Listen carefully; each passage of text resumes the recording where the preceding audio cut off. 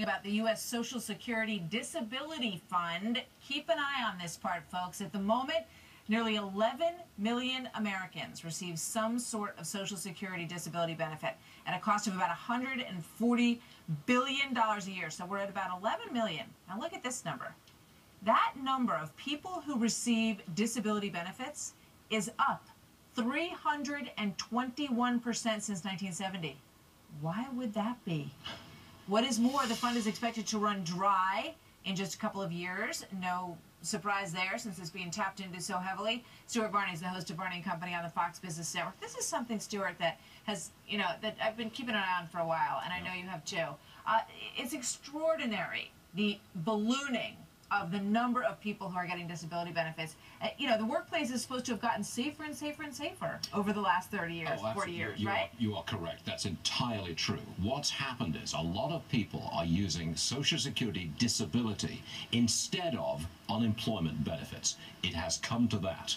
They've expanded the range of ailments under which you can claim disability, and there are very, very few people checking on fraud. Result, an explosion to roughly 11 million people taking Social Security disability. Now, if you look at the financing of this, it's costing $140 billion a year, much more than the trust fund is able to bear. So we will run out of the ability to pay those benefits in full at late 2016. So you've got roughly right 2 years left. That's it. It's right What's around the corner.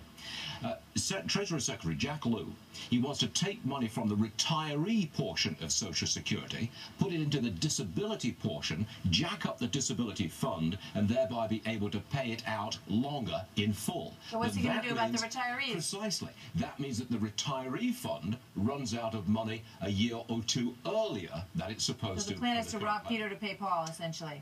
Basically, Martha, that's absolutely correct. That's and why is there no effort, to rein in these disability numbers, to get, because I don't think there's anyone in this country who doesn't want someone who's genuinely disabled to receive that benefit. That's what it was designed for. Well, but obviously, there's a ton of abuse in this system. Yes, there is. Now, do you rein it in? If you do rein it in, what happens to your vote? Now, there is a suggestion here that President Obama does not want to rein it in. He wants to basically buy votes with taxpayer money. Now, that's an opinion. I'm voicing an opinion here, not a fact. I'm voicing an opinion, but that's the way many people look at it.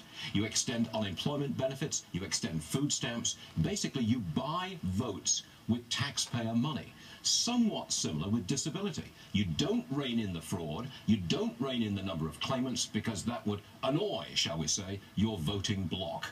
Now, that's a very negative viewpoint. It's a pejorative viewpoint, and it's a biased viewpoint. Well, I guess they would say, well, there's just, we were wrong initially in the way that we looked at this group, and there's a lot of people who deserve this benefit who weren't getting it before, and we have to make sure that everybody who possibly needs it's covered. And it never goes away.